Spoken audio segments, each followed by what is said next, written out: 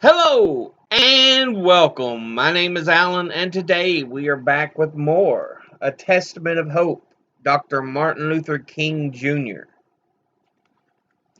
We are going to skip ahead just a bit because I really want to do a really short one because this last one took me forever to freaking do. So, um, the title is called Walk for Freedom. The Reverend Glenn E. Smiley, a white minister, was responsible for helping King produce these reflections on the use of nonviolent resistance in Montgomery. In fact, when Dr. King became the president of the Montgomery Improvement Association, he did not recognize that he was using nonviolent resistance. Both Smiley and Bayard Rustin were primarily responsible for convincing him that he should interpret the movement in the light of the principles and techniques of nonviolent resistance. The present protest here in Montgomery on the part of the Negro citizens grows out of many experiences. Experiences that have often been humiliating and have led to deep resentment. The Negro citizens of Montgomery compose about 75% of the bus riders. In riding buses, they have confronted conditions which have made for a great deal of embarrassment, such as having to stand over empty seats, having to pay fares at the front door, and going out to the back to get on. And then the very humiliating experience of being arrested for refusing to get up and give a seat to a person of another race. These conditions and those experiences have now reached the point that the Negro citizens are tired, and this tiredness was expressed on December the 5th, when more than 99% of the Negro bus riders decided not to ride the buses in a protest against these unjust conditions. This protest has lasted now for many, many weeks and is still in process. From the beginning, we have insisted on nonviolence. This is a protest, a nonviolent protest against injustice. We are depending on moral and spiritual forces. To put it another way, this is a movement of passive resistance, and the great instrument is the instrument of love. We feel that this is our chief weapon, and that no matter how long we are involved in the protest, no matter how tragic the experiences are, no matter what sacrifices we have to make, we will not let anybody drag us so low as to hate them. Love must be at the forefront of our movement if it is to be a successful movement. And when we speak of love, we speak of understanding, goodwill toward all men. We speak of a creative, a redemptive sort of love, so that as we look at the problem, we see that the real tension is not between the Negro citizens and the white citizens of Montgomery, but it is a conflict between justice and injustice. between the forces of light and the forces of darkness. And if there is a victory, and there will be a victory, the victory will not be merely for the Negro citizens and a defeat for the white citizens, but it will be a victory for justice and a defeat of injustice. It will be a victory for goodness in its long struggle with the forces of evil. Violence is immoral. This is a spiritual movement, and we intend to keep these things in the forefront.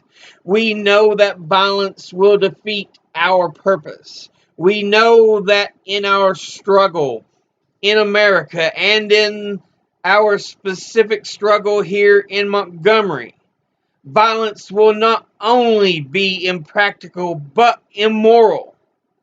We are outnumbered. We do not have access to the instruments of violence. Even more than that, not only is violence impractical, but it is immoral. For it is my firm conviction that to seek to retaliate with violence does nothing but intensify the existence of evil and hate in the universe. Along the way of life, someone must have sense enough and morality enough to cut off the chain of hate and evil.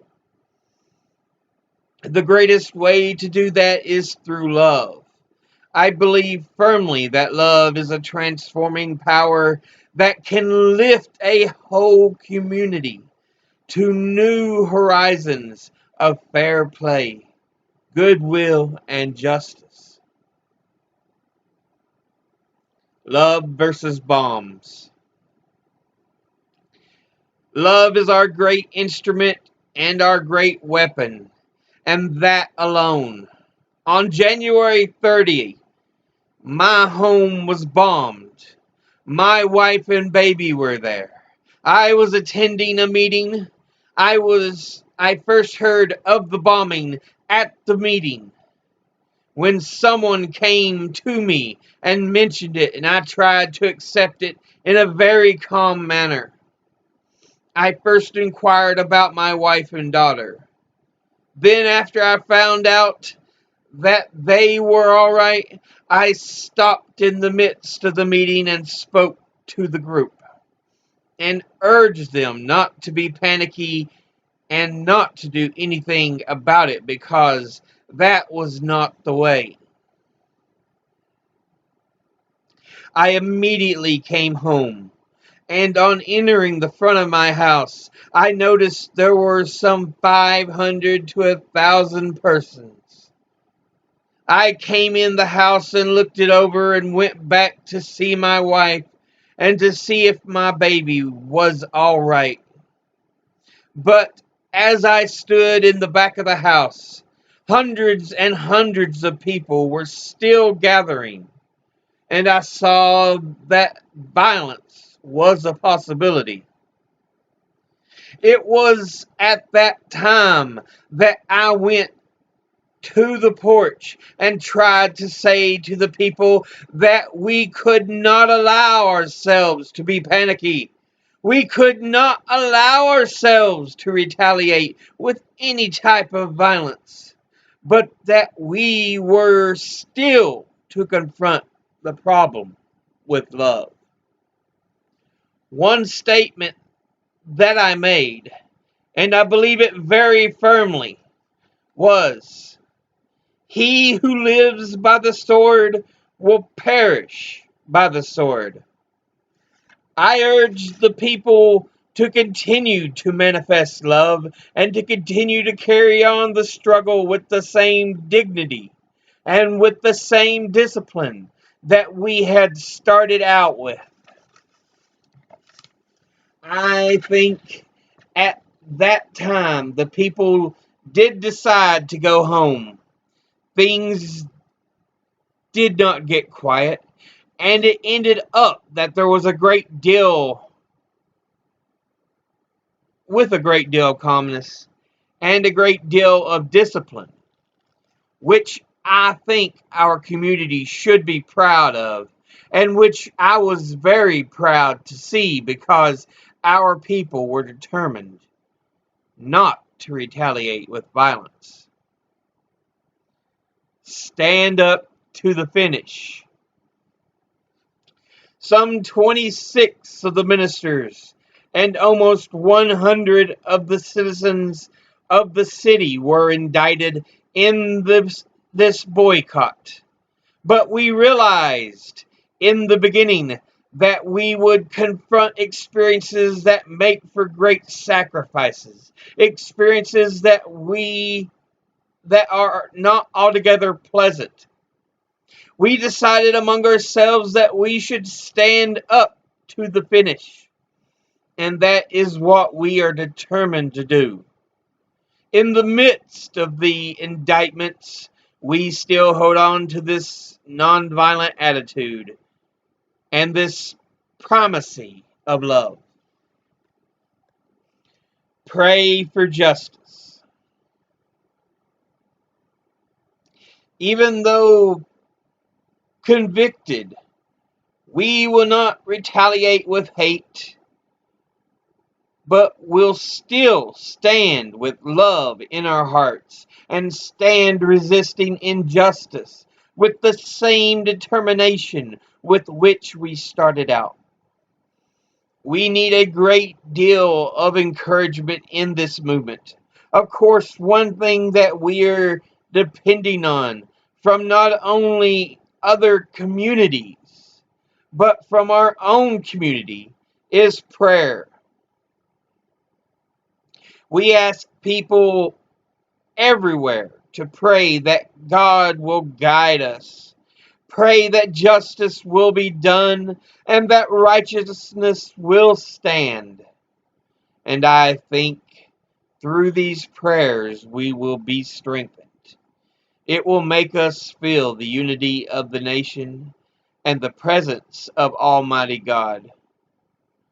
For as we said all along, this is a spiritual movement. It was printed in Fellowship, issue 22. So yeah, um,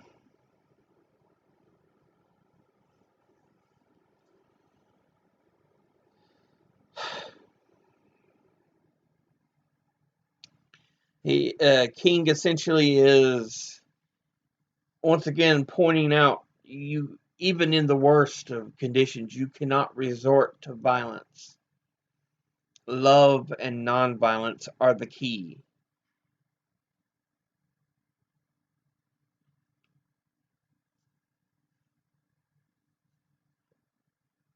Because he's pointed out before how violence will only beget more violence. You know, an eye for an eye only leaves the world blind.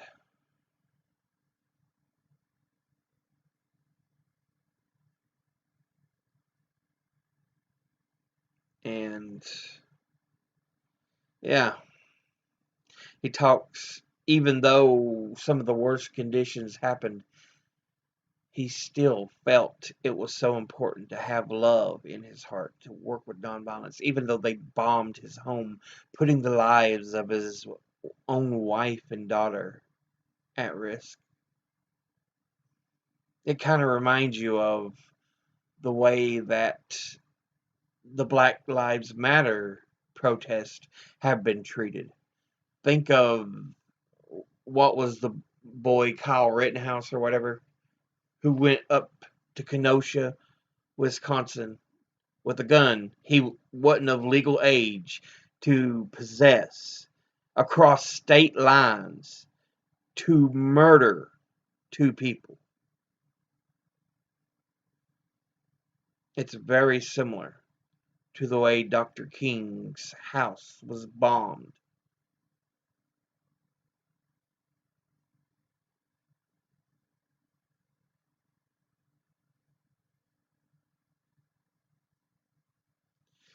But yeah. But that'll be it for now. As always, educate thyself. Think, read, study, learn. Someone tries to tell you something you have trouble believing, ask them to cite their sources. And I'll see you on the next video. Until then, later.